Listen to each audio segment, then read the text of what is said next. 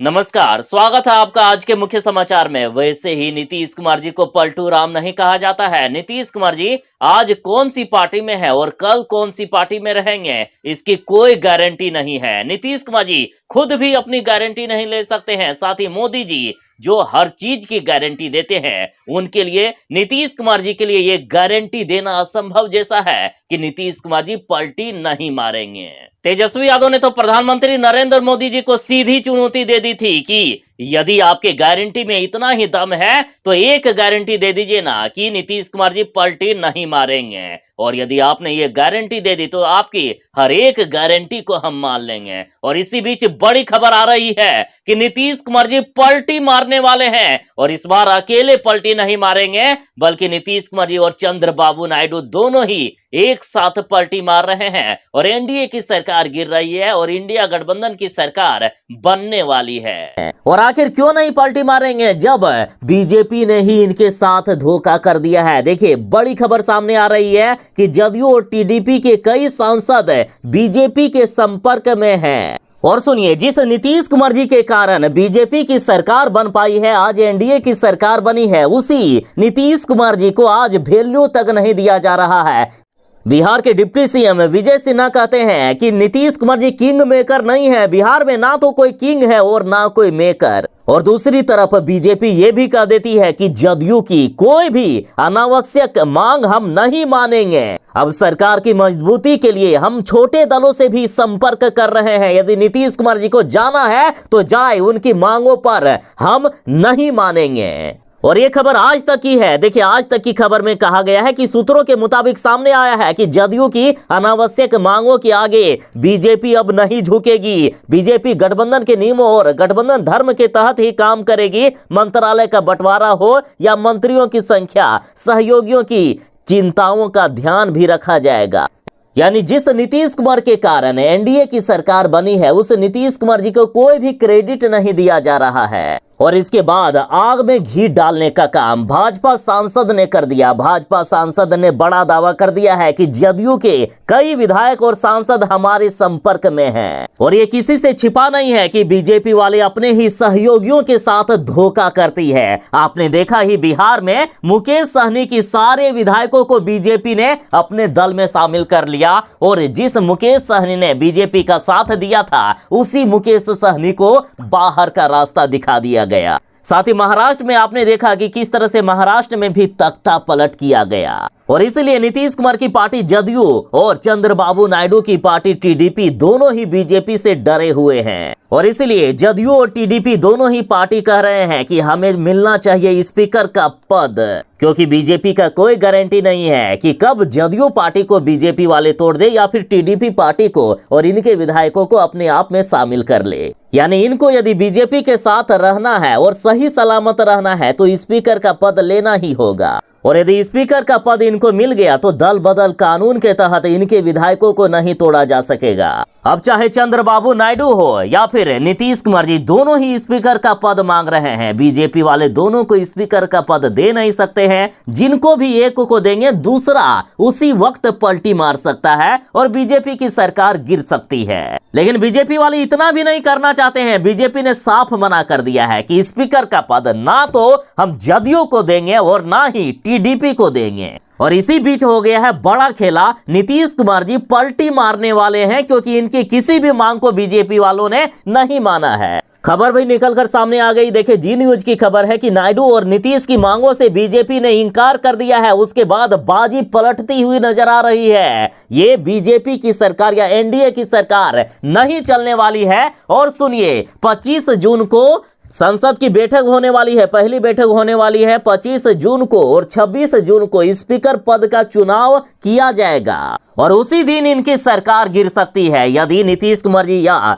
TDP party के चंद्रबाबू नायडू को नहीं मिला स्पीकर का पद, तो ये इंडिया गठबंधन को समर्थन कर सकते हैं और एनडीए की सरकार गिरकर इंडिया गठबंधन की सरकार बन सकती है। खैर उतने दिनों तक भी ये एनडीए की सरकार चलेगी कि नहीं ये भी गारंटी अभी नहीं दिया जा सकता है। जिस तरह से आपसी तानातानी है एनडीए के घटक दलों में, उससे अब कोई भी गारंटी काम नहीं कर रही है। एक तरफ जहां चंद्रबाबू नायडू लोकसभा स्पीकर के लिए दावा छोड़ने को तैयार नहीं है, तो इधर नीतीश कुमार जी भी जिद्दी बने हुए हैं। चंद्रबाबू नायडू की पार्टी की तरफ से यहां तक खबर आ रही है कि चंद्रबाबू नायडू एनडीए से होंगे अलग, क्योंकि इनकी मांगों को नहीं माना जा रहा है। और इसी बीच बीजेपी ने कर दिया बड़ा खेला। एबीपी न्यूज की खबर है, देखिए बीजेपी को स्पीकर के लिए मिल गया है कैंडिडेट। चंद्रबाबू नायडू को भी छोड़नी पड़ेगी जिद।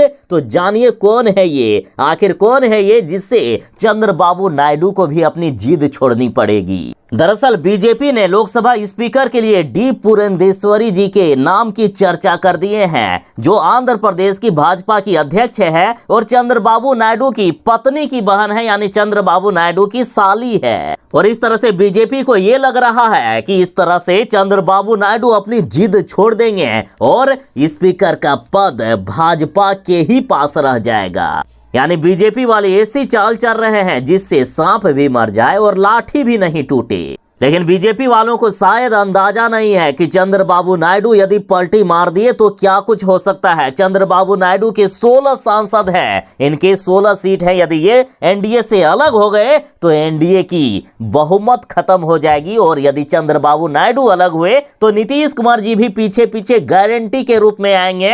यानी एनडीए की सरकार गिर जाएगी और इंडिया गठबंधन की सरकार बन जाएगी। मतलब ये बीजेपी वाले इतना जो षड्यंत्र रच रहे हैं ना, वो सारे के सारे धरे के धरे रह जाएंगे, कुछ भी काम नहीं देने वाला है। मोदी सरकार पर टीडीपी ने तो पहले ही नाराजगी जता दी है। कहा है कि टीडीपी मोदी सरकार को बाहर से समर्थन देगी। इस बात से आप अंदाजा लगा सकते हैं कि टीडीपी पार्टी के मन में क्या है। यदि इनकी मांगों को नहीं माना गया तो कभी भी एनडीए का साथ छोड़ा भी जा सकता है। और इसी बीच आदित्य ठाकरे ने कहा है कि स्पीकर का पद लो जदयू और टीडीपी, नहीं तो ये 2024 के राजनीति में सबसे बड़ा खतरनाक वाला कदम होगा यदि बीजेपी के पास चला गया स्पीकर का पद तो। और सुनिए, यदि बीजेपी के पास स्पीकर का पद रह गया तो ये कितनी खतरनाक वाली स्थिति हो सकती है। और इस पर आम आदमी पार्टी के सांसद संजय सिंह ने कहा है कि इससे संविधान और लोकतंत्र खतरे में आ जाएगा। मतलब जिस बात का डर पूरे देश को था वो बीजेपी वाले कर देंगे।